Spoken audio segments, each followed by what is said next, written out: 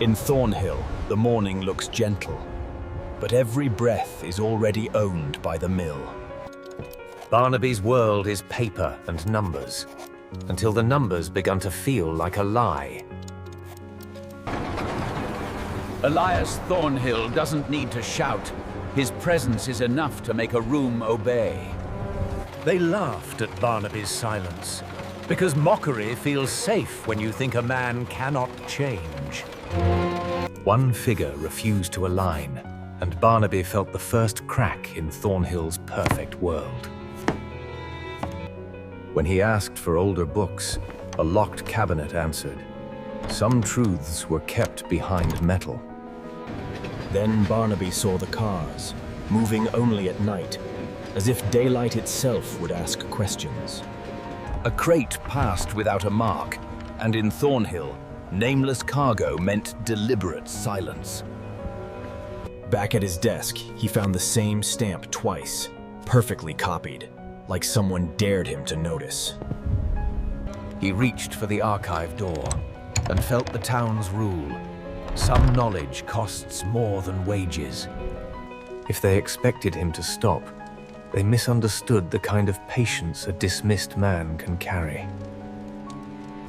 He began to build a map, not of streets, but of money moving where it should not. In the margin, a single initial appeared again and again, as steady as a heartbeat. Barnaby didn't need a confession. He recognized the signature of power by its certainty. Payments flowed to a shop that looked abandoned, and that was the point. In Thornhill, the cleanest theft was the one that looked like routine. He started keeping a second set of books, because the first set belonged to Thornhill. The paper printed what Thornhill allowed, which meant real stories needed other routes. Barnaby sent a test message, not to expose Thornhill, but to see who answered. The reply came fast, and speed is how secrets reveal their urgency.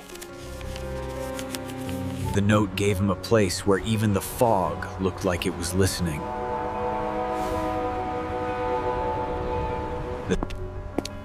The man who arrived wasn't from the mill, which meant Thornhill had reached beyond it. A purse appeared between them, and Barnaby understood the town's favorite language.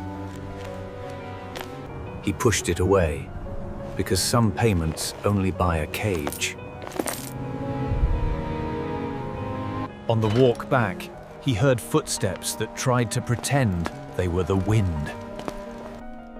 The next day, his desk felt touched, and fear often begins as a small rearrangement. Thornhill greeted him kindly, and kindness can be a blade when it comes too late. The keys were called a reward, but Barnaby heard the lock they were meant to become. Now he could open what was hidden, and that was exactly what Thornhill wanted to watch. The older ledgers told the same story in different ink. Theft, repeated until it felt like tradition. One name was erased so often it became louder than the names left intact. Even the photographs were careful. Date first, faces last, as if identity was the real danger. Barnaby realized access was never freedom. Someone always held another key. When he asked an innocent question, the room answered with silence heavy enough to crush it. A note appeared where only his hands should have been, and it contained just one instruction. He destroyed the warning, because he had already accepted what stopping would mean. The whistle said the day was over, but the town's attention stayed on Barnaby. When Thornhill invited him inside, it felt less like a meeting and more like a verdict. Thornhill offered comfort, because comfort makes compliance feel like your own idea. Barnaby let Thornhill believe he was harmless, because that belief was his only shield. A doctor arrived for no illness at all, and Barnaby understood he was being measured. Someone left a remedy in his room, hoping curiosity would do what threats could not. He poured it out, because survival often begins with refusing what is offered.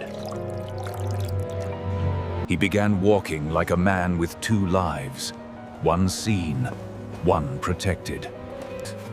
If Thornhill took his notes, Barnaby wanted the river to keep copies. Then a fire broke out where the records were kept, and accident felt too convenient to believe. The smoke carried a message. Someone had decided his questions were dangerous. Thornhill's calm at the edge of flames was the clearest proof Barnaby had ever seen. For a moment, Thornhill looked straight at him, and Barnaby felt named. If Thornhill was burning trails, Barnaby would learn to walk without leaving one.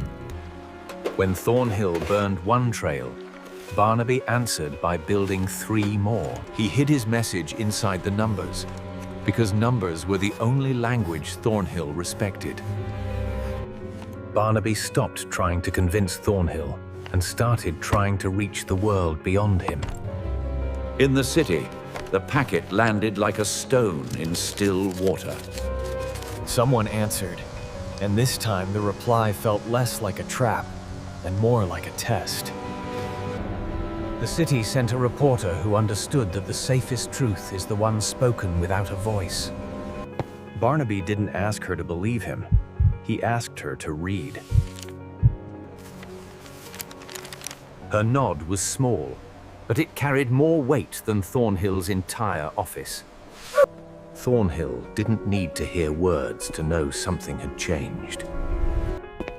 The room greeted him like a warning, written in wood and silence. Thornhill finally reached for the one thing Barnaby never wanted him to hold. He had planned for theft, because the town's richest habit was taking. Thornhill answered questions with accusations, because fear is cheaper than proof. The town became a grid, and Barnaby became the dot everyone wanted to erase. He left the mill like a shadow, because daylight now belonged to Thornhill. He learned the difference between hiding from men and hiding from a town's belief. The initial finally became a man, and men can be confronted. Barnaby realized Thornhill was a local face of a larger machine. Where Thornhill stole in daylight, Harrow hid in paperwork. Barnaby turned evidence into something fire couldn't easily swallow. If Barnaby disappeared, the story would not. He placed a ledger where Thornhill would feel safe taking it.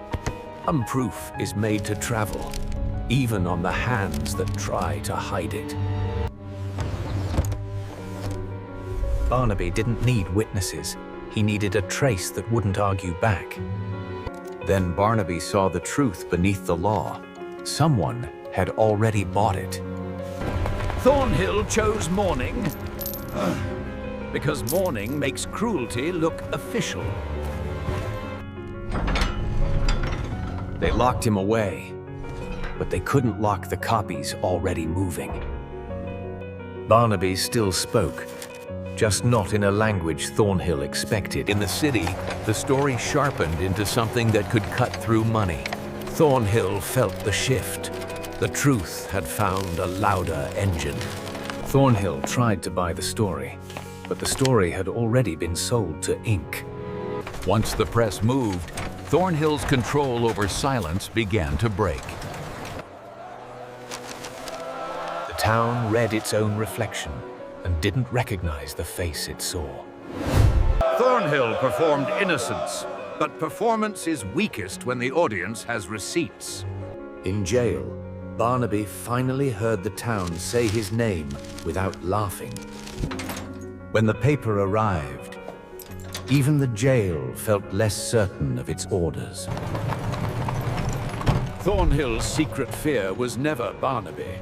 It was oversight. The books left the building, and Thornhill's smile finally slipped. When money can't command, it threatens. Thornhill decided that if truth wouldn't die quietly, it would die suddenly. They moved him after dark, because darkness hides paperwork and intent. Barnaby knew the road, and this wasn't it. Oversight arrived at the last moment, the way it always does. Late, but loud. In the woods, the plan broke apart, under the light it never expected. Thornhill tried to erase him, and failed in the most public way possible. The banker moved faster than the mill owner, because bankers understand panic. The story widened, and Thornhill suddenly looked small. When authority loses its audience, it tries to leave before the curtain falls. Thornhill didn't plan to explain. He planned to vanish.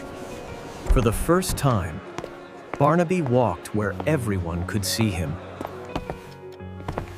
Truth entered the room wearing no uniform, but its own consistency. Barnaby offered a simple thing, proof that traveled from hand to paper. He came dressed for control, but control was no longer the dress code. The room learned that Thornhill didn't stand alone. He stood sponsored. Even predators hesitate when they sense a larger predator watching. The story stayed alive, because someone was ready to carry it forward again. For the first time, the law reached toward Thornhill instead of away from him. When the story caught up, Thornhill ran like any other man. He aimed for the train, because distance has always been the favorite alibi. The one-way plan ended in 2 pieces. Thornhill carried his own confession, sealed in leather. When the spotlight turned, Harrow stepped backward and left Thornhill alone in it. The mill stopped, and with it stopped Thornhill's favorite illusion, order. Survival looks like nothing at all, until you've almost lost it. Even caught, he reached for payment, because it had always worked before. The evidence became a record, and records outlive men. When the money pipeline closed, the mansion felt like a shell. When he couldn't own the story, he tried to burn the pages. Thornhill returned to the only tool he trusted, fire.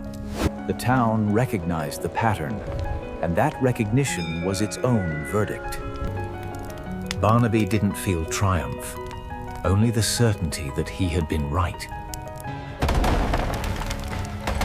This time, the fire met witnesses who came prepared. Thornhill tried to burn the surface, but the core was locked in iron. Even burned, the truth kept its shape. Thornhill was gone, and the absence felt like a final insult. Barnaby returned to the river, because it was the only witness that never lied. Life continued, but it continued differently. Barnaby kept one set, not for leverage, but for memory. The truth left Thornhill the way smoke had, spreading. When the story climbed the ladder, it stopped being a local scandal and became a system. The town that once looked away finally learned how to look together. He didn't need to see Thornhill fall. He needed to know Thornhill couldn't rise again in silence. The name that once commanded now had to be searched for. Thornhill's body was missing, and missing bodies keep stories awake. Barnaby understood that survival sometimes means walking away from the place that made you. Thornhill had money, but Barnaby had the record. He left without applause because he never needed it. The city paper gave Barnaby what Thornhill never did: recognition without ridicule. Once filed, the story could no longer be misplaced. The mill still stood, but the spell around it was broken. The town began to whisper a new lesson: power. The place that mocked him most was forced to remember him longest. And somewhere in the fog, the idea of Thornhill still tried to survive. The safest place for the truth is where no single hand can bury it. Evil doesn't always die. It learns to dress differently.